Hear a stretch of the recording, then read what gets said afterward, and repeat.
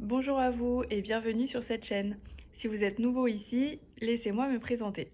Je suis Marion Allègre, médecin généraliste et spécialisée en addictologie. Et je suis aussi passionnée de transformation intérieure. C'est ce qui d'ailleurs a motivé la création de cette chaîne. Donc ici, je vous embarque dans une aventure unique. Donc pourquoi est-ce que j'ai créé cette chaîne? En fait, dans ma pratique, j'ai constaté que de petits efforts conscients au quotidien valent bien mieux que de grandes innovations. C'est pourquoi j'ai envie de vous partager tous mes secrets, toutes mes pépites pour pouvoir cultiver votre bonne santé au quotidien. Donc ici, je vais vous parler de trois grands axes majeurs. En fait, c'est par rapport aux trois maladies qui sont les plus répandues. Donc en fait, il y a les maladies cardiovasculaires avec l'AVC et l'infarctus notamment. Et en fait, les principaux facteurs de risque de l'AVC et de l'infarctus, c'est le fait de fumer, le fait d'être en surpoids, donc l'obésité, et quoi d'autre? C'est surtout ça en fait. Voilà, c'est surtout le tabac et l'obésité, parce qu'après c'est des facteurs génétiques, mais du coup, ça on peut pas trop agir dessus, voilà. Mais déjà, en fait, c'est assez énorme parce que c'est souvent que les gens vont dire, en fait, un médecin il m'a dit arrêtez de fumer. Voilà, mais en fait, ils ont pas la clé de savoir comment faire. Voilà, donc moi, c'est vraiment en fait tous ces sujets-là qui me tiennent vraiment à cœur et où je me dis que chaque personne mérite un accompagnement dans ces tâches qui sont archi compliquées. Franchement, c'est archi compliqué. Pourquoi arrêter de fumer en réalité? Pourquoi arrêter de fumer? C'est super compliqué. Vous allez sacrifier entre guillemets tous vos petits moments bien-être, plaisir, etc. Pourquoi? Pour arrêter de fumer. Oui, d'accord, mais donc du coup, voilà, c'est un objectif long terme et c'est pas si facile en fait de tenir des objectifs long terme. Pareil pour le côté poids et surpoids. En fait, oui, souvent on entend pour le summer body, etc. Ok, bon, je vais faire un effort, je vais aller à la salle, etc. Parce que dans un mois, je vais à la plage. Mais en réalité, pour vraiment avoir le summer body vraiment toute l'année, ça demande d'apprendre en fait à vivre dans une forme de frustration qui est pas évidente. Et ça demande un réel changement d'habitude. Donc voilà, moi c'est vraiment la clé de mon métier en addicto. Et du coup, c'est vraiment ces clés-là que j'ai envie de vous partager à travers cette chaîne. Donc là, je me suis un petit peu, pas égarée, mais en tout cas, voilà, je vous ai un petit peu développé cet aspect des maladies cardiovasculaires. Et passons maintenant au second pilier. Donc le second pilier, voilà, qui est quand même un sérieux problème, c'est l'addiction à l'alcool. Alors, pourquoi c'est un sérieux problème? Parce que en vrai, du coup, déjà, on est un pays agricole. Enfin, là, en tout cas, je m'adresse, enfin, pour l'instant, je suis en France. Après, peut-être que vous me regardez d'ailleurs, mais en tout cas, voilà, on a un pays où on produit l'alcool, donc forcément, on est un petit peu juge et parti sur le fait de savoir si on a envie que les personnes soient consommateurs, oui ou non. Et du coup, moi, c'est pour ça que j'ai fait enfin, vraiment ce cursus spécifique en addicto, parce que ça m'a permis de vraiment apprendre des bases pour pouvoir aider des personnes à sortir de cette addiction. Et donc, l'addiction à l'alcool, c'est un vrai fléau, c'est énorme le budget qui part là-dedans, que ça soit dans le soin des maladies qui sont liées à l'alcool et aussi les dégâts, par exemple comme des violences et ensuite qui peuvent aussi amener à des procédures judiciaires, des enfermements en prison, etc. Enfin bref, donc en fait c'est énorme les dégâts qui sont liés à l'alcool. Et puis aussi, voilà, en termes de maladies, du coup, ça va donner tout ce qui est cirrhose et démence alcoolique, enfin voilà, au niveau du cerveau. Et c'est vraiment les plus gros dégâts qu'on puisse faire, en gros, un peu sur le corps, quoi. Quand le foie, il est vraiment sérieusement abîmé, comme en cirrhose, en fait, ça donne une forme d'explosion, on va dire, du corps et qui est irrécupérable, en fait, malheureusement.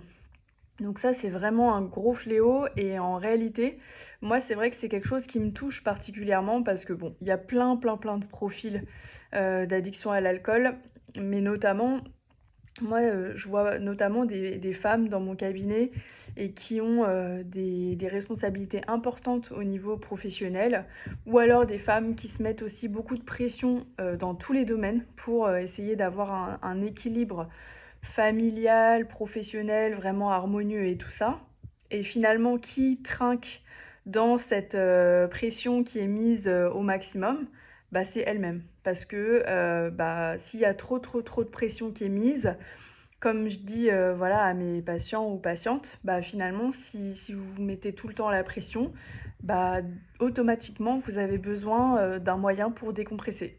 Donc du coup, bah, c'est comme ça que, l'alcool, peut venir s'immiscer si vous voulez pas vous-même, quelque part, vous donner ce sas de décompression dans votre vie. Voilà, donc c'est vraiment, pour moi, c'est un deuxième axe. Si le premier axe des maladies cardiovasculaires, c'était plus sur une hygiène de vie, en mode voilà, routine, sport, santé, bien-être, perte de poids et puis le tabac. Là, le second sur l'alcool, c'est aussi la manière dont on se met une forme de pression, je trouve, dans la vie. Après, là, je vous dis vraiment un petit peu de manière générale, moi, ce que j'ai observé. Mais chaque cas est vraiment différent de toute façon, hein, ça c'est clair. Et du coup, on arrive à mon troisième pilier qui est les maladies mentales. Donc bon, bah ça, je pense que tout le monde le sait. Tout le monde est touché de près ou de loin par la maladie mentale, malheureusement, mais c'est un peu genre la maladie du XXe siècle. Donc que ça soit bah, le stress, l'anxiété, la dépression, que ce soit par épisode ou par moment, ou voilà, ou aussi d'autres troubles qui sont en lien comme les troubles du sommeil et toutes les conséquences du coup que ça peut avoir, notamment sur le travail ou sur la vie de couple et plein plein de trucs. Bah ça, y a plein, plein, plein de choses à dire, de fait, sur ce plan-là. Il y a plein de choses à faire aussi, mais il y a vraiment des routines qui peuvent vous permettre, bah, de, gérer votre stress ou de libérer votre stress, chaque jour et c'est vraiment, c'est des choses sur lesquelles on peut pas économiser, je dirais. Voilà. Donc voilà. Et et aussi un état d'esprit positif, que ça soit moins d'anxiété ou moins de dépression, bah pareil, ça se cultive aussi, même si, je veux dire, il faut pas se méprendre sur ce que je dis, hein. Si vous êtes en dépression, ben, il faut absolument vous rapprocher de votre médecin généraliste et ou de votre psychiatre. Et parfois, on a besoin aussi d'être hospitalisé, voilà, lorsqu'on est en cas de crise. Et pareil, je dénigre absolument pas les médicaments. Je pense que c'est très important de pouvoir médicaliser certaines choses, mais c'est absolument pas l'objet de cette chaîne, puisque là, l'objet de la chaîne, c'est vraiment de m'adresser à vous bah, qui n'êtes pas forcément médecin, on va dire, et qui avez par contre envie de vraiment prendre en main votre santé. Voilà, mais moi, je vais pas parler de la partie médicaments parce que pour moi, ça, c'est vraiment à discuter dans un cadre médical et donc il faut aller directement voir votre médecin. C'est vraiment pas l'objet là. C'est plus d'aller travailler dans les routines de vie, dans votre énergie du quotidien et pour voir en fait quelles sont les micro-tensions, quelles sont les micro-crispations quoi, qui peuvent créer sur du long terme bah, des maladies super importantes. Voilà, voilà. Donc bon bah si vous me connaissez de près ou de loin, bah, vous savez que je suis ambitieuse ou alors sinon vous l'aurez deviné.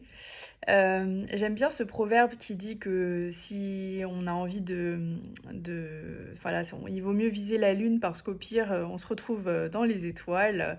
Mais en tout cas, voilà, moi j'ai vraiment ce cœur de vouloir, vous aider à vous transformer et c'est aussi pour ça que je crée cette chaîne parce que je me rends compte que ça ne me suffit plus de faire des consultations, au cabinet parce que, bah, je peux pas, finalement diffuser, mon message à grande échelle.